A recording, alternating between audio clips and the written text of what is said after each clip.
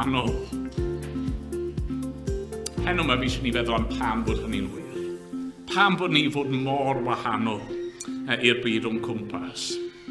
A'r gobaith sydd â fi os i chi yn Gristion heno, byddwch chi'n dod i garu'r arglwydd yn fwy a dod i weld yn well sut i fyw fel sant, fel un o'i bobl arbennig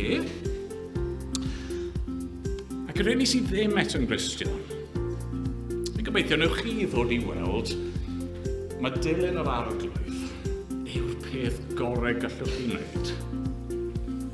Yr un cymhelliant, yr un motivation sydd i'r Cristion a heno i'r anghredadyn, sef gweld be mae Duw wedi wneud drosto ni.